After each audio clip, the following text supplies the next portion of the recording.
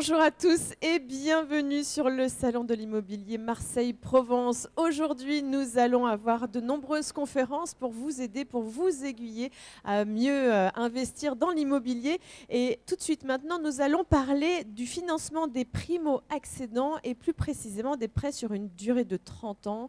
On va voir ça avec Monsieur Thierry Lopez. Bonjour. Oui, bonjour. Bonjour. Alors, vous êtes responsable du marché Habitat, direction développement, marché des particuliers à la CEPAC. CEPAC qui est partenaire historique de ce salon. C'est le moins qu'on puisse dire, puisqu'on fête aujourd'hui les 25 ans du salon. Donc on est vraiment très heureux d'accompagner régulièrement ce salon et puis d'avoir autant de public aujourd'hui dans les stands de nos partenaires qui sont ici présents. Alors aujourd'hui, on va parler du financement des primo-accédants. En quelques chiffres, combien est-ce que de prêts vous accordez? Alors est-ce qu'on le dit en euros, en nombre de prêts? Je pense qu'il vaut mieux raisonner en euros, en quelque sorte, puisque ça parle plus. On fait à peu près 2 milliards, 2 milliards 100 chaque année de prêts distribués.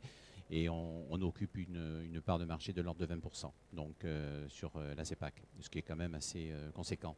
Alors vous ne le voyez pas, mais il y a de nombreuses personnes qui sont ici installées pour écouter et donc certainement intéressées pour faire un premier prêt. À quel moment peut-on décider de faire son premier prêt immobilier? Écoutez, je dirais qu'il n'y a pas de période réellement. C'est à partir du moment où on se sent investi de cet instinct qui est cher aux Français, l'instinct de la propriété. Donc en fait, lorsqu'on dit primo, il y a deux types de primo. Il y a le primo qui, par définition, va partir sur son premier achat. Mais au sens réglementaire, un primo, c'est quelqu'un qui n'a pas été propriétaire au cours des 2 dernières années. Donc il peut très bien avoir été propriétaire, puis devenir locataire pour des raisons de mutation ou autre.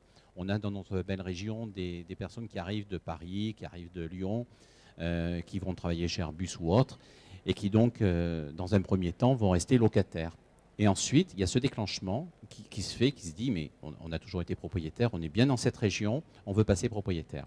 Donc, vous voyez, il y a plusieurs approches pour devenir primo. Et aujourd'hui, le constat réel, c'est que les durées de financement se rallongent de plus en plus. Alors, je pense que parmi les prêteurs, la CEPAC reste l'acteur principal qui accompagne jusqu'à 30 ans en termes de crédit. Donc ça veut dire que quelqu'un qui a une vingtaine d'années peut très bien acheter aujourd'hui 20 à 25 ans. Il démarre dans la vie active, il est célibataire, il est marié. Il peut très bien faire l'acquisition de son premier logement grâce à la CEPAC. Et quels sont les critères pour justement faire ce premier pas? Alors les critères, ils sont, on va dire, très, très rationnels. Hein. Je crois qu'il faut avoir un salaire déjà. Hein. On a un seuil d'endettement à respecter. Mais on a une vision globale, c'est-à-dire qu'en fait, quelqu'un qui va être intermittent du spectacle, qui a 4 ans, 5 ans d'ancienneté, on sait que beaucoup de banques ne veulent pas regarder le dossier ou hésitent à regarder le dossier. On va le regarder, on va faire une moyenne sur les 3, 4 dernières années, on va faire comme une profession libérale en quelque sorte. On va analyser la moyenne de revenus que le couple ou que la personne obtient. Après, on va regarder, et là nous sommes très attentifs. Nous sommes très attentifs à la CEPAC, à la gestion des relevés de compte.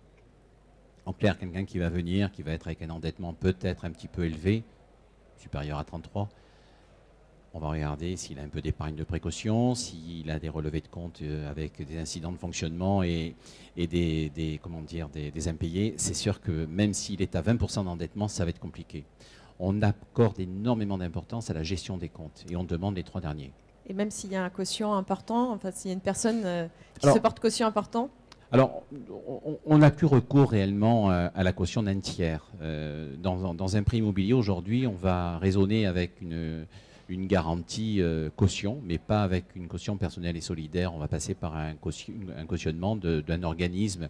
On utilise la SACEF, qui aujourd'hui est la compagnie générale de crédit. Enfin, c'est une filiale de la CEPAC qui gère énormément de dossiers et qui nous apporte une garantie, c'est-à-dire qu'en cas de défaut de paiement, cet organisme de caution est amené à nous rembourser. Est-ce qu'il y a un âge limite pour devenir propriétaire et faire un premier financement? Parce que vous parliez tout à l'heure d'une personne de 20 ans qui peut faire un prêt sur 30 ans. Alors, l'âge limite, réellement, il n'y en a pas. Il n'y en a pas. La seule chose, forcément, c'est un problème d'assurance.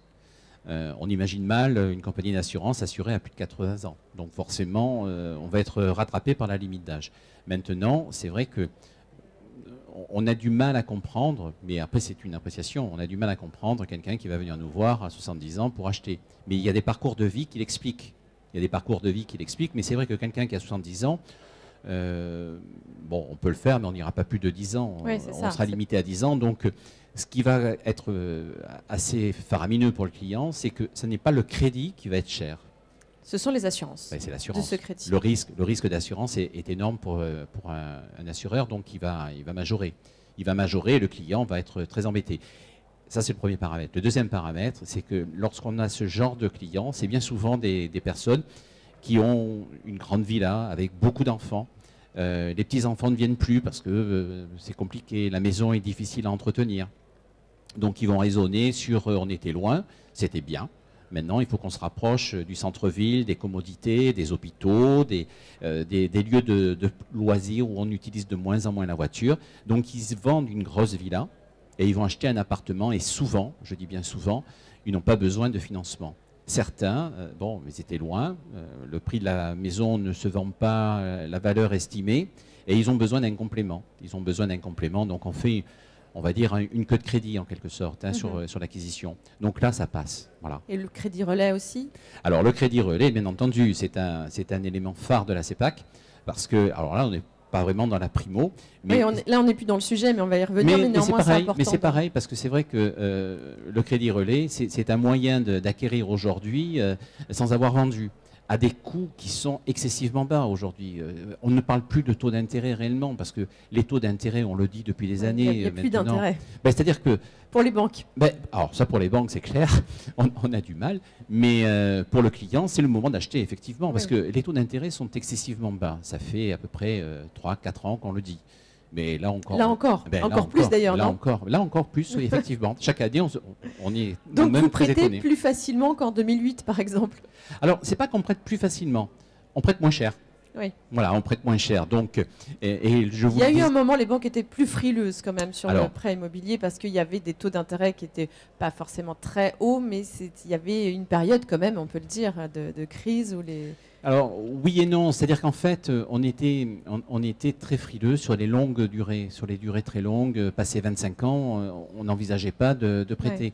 Ouais. Aujourd'hui, quand on est sur des jeunes couples ou sur des gens qui ont 40 ans, hein, qu'on considère comme jeunes d'ailleurs, merci. Dieu merci, mais c'est vrai que quelqu'un qui va faire l'acquisition d'un terrain, de la construction d'une maison individuelle, il est évident que de toute façon, il a besoin d'une durée relativement longue, parce qu'il n'a pas forcément tous les apports nécessaires.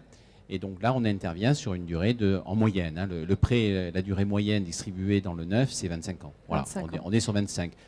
Et depuis on va dire, une dizaine de mois à peu près, on revoit fleurir le 30 ans. On revoit fleurir le 30 ans. Le primo-pass. Alors, c'est le primo-pass, voilà. Donc, le primo-pass, on le voit, pourquoi? Parce que les taux sont excessivement bas. Et jusqu'à présent, il était boudé le 30 ans. Il était boudé parce qu'il y avait une majoration entre 20, 25 et 30. Forcément, il y avait un coefficient de risque, parce que si on accompagne un client sur 20 ans, on prend un risque sur 20 ans. Sur 25, eh bien, on prend un peu plus de risques parce que les aléas de la vie. Alors sur 30, bon. Aujourd'hui, on raisonne différemment. Enfin, le client raisonne différemment parce que ce qu'il voit au-delà du taux d'intérêt, c'est l'effort de trésorerie. Aujourd'hui, vous êtes locataire, vous payez, allez, on va dire, vous payez 800 € de loyer. Le calcul se fait différemment. Je peux être propriétaire pour combien avec 800 €? En fait, je ne veux pas dépasser ce que j'avais l'habitude de payer. Je ne veux pas être propriétaire en me sacrifiant trop.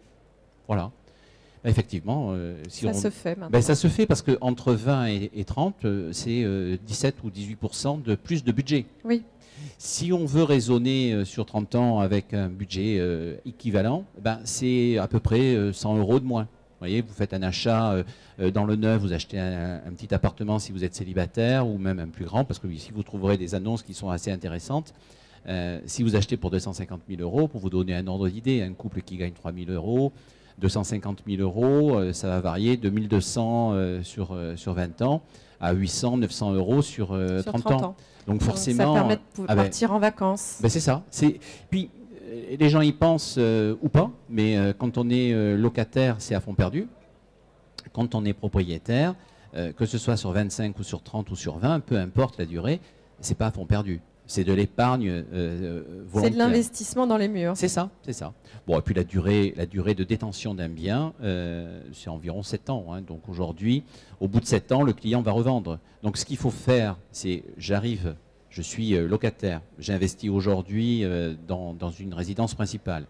J'ai 2 objectifs, ne plus payer le loyer et commencer à me faire une épargne forcée. Parce que là, aujourd'hui, vous êtes locataire, bah oui, j'arrive pas à épargner. Bah oui, forcément, vous êtes locataire, le loyer, il part en fumée. Et puis la vie est chère, bah oui, bon, la vie est chère, donc je n'épargne rien. Devenir propriétaire, c'est le moyen d'épargner. C'est le moyen de se faire un petit pécule. Dans 7 ans, on revend et on achète plus grand. Voilà, tout simplement. Est-ce qu'on peut coupler 2 prêts, se faire un primo-accédant et puis en même temps faire de l'investissement locatif? Je sens que ça sent la recherche, là, non? Non, non, vous n'êtes pas personnel? La recherche. Oui, c'est ça. Non. Non bon. Oui, on peut coupler plusieurs prêts. On peut coupler plusieurs prêts, mais sans mélanger le principal et le locatif, parce que ce sont 2 schémas différents. Le locatif, on ne sait pas qu'on a fait un choix aujourd'hui qui est de cantonner la durée de prêt à 20 ans. Mais sur la primo, vous allez faire un pass, vous allez mettre un PTZ, vous allez peut-être avoir un 1% patronal, parce qu'on appelle le 1% patronal, qui n'est plus à 1% aujourd'hui. Oui. Vous pouvez avoir un prêt de la région. Enfin, il y a plein de solutions qui vont faire que vous êtes capable d'avoir peut-être 4 prêts pour faire l'acquisition d'un bien. Quel est l'avantage? L'avantage en CEPAC, c'est qu'on va lisser tous les prêts. Oui. Donc, ça veut dire qu'un client va avoir une charge par exemple de 500 €, eh bien, il va payer 500 € la première année à la dernière année. Et alors là, c'est clair parce que c'est en taux fixe, donc ça ne peut pas varier, donc on n'est plus sur les bases de taux variables. Donc le client, il a son budget de départ. Et alors effectivement, le coût, il est excessivement faible parce que les taux d'intérêt sont excessivement bas. Donc certains nous disent, parce que ce sont les clients qui nous ont amenés à passer sur le 30 ans, certains nous disent, oui, non mais attendez, c'est super, mais moi, j'ai pas envie de payer autant. Moi, 100 €, ça peut me servir à autre chose. Donc, on va sur 30 ans. Et puis, ils nous disent, mais oui, mais je vais payer plus cher en coût total. Ah ben, vous allez payer un petit peu plus cher en coût total, c'est vrai. Oui, mais on ne va pas le garder longtemps. Eh bien, alors voilà, vous avez la réponse vous-même, monsieur le client. Vous prenez sur 30 ans, vous êtes tranquille, en coût de trésorerie. Et au bout de 7-8 ans, vous revendez. Vous achetez autre chose, la famille s'est agrandie, enfin il y a plein de... Il y a toujours plein de paramètres qui font qu'on change on s'adapte à la vie qu'on a. À la vie, c'est ça le parcours de vie. Et donc vous aussi, vous vous adaptez. Complètement. En tous les cas, merci infiniment d'être venu pour répondre à nos questions. Si les gens ont besoin de... Mais on les accueille, je crois qu'on est visible. Donc, oui, c'est ça, il y a quelques pas à faire et on va sur votre stand et vous répondez à toutes les questions. Avec un grand plaisir. Monsieur Lopez, merci infiniment. Merci à vous. Et dans un instant, on va rester avec les CEPAC, mais avec Patrick David Messillier qui va nous parler de location saisonnière, comment ça marche. À tout de suite.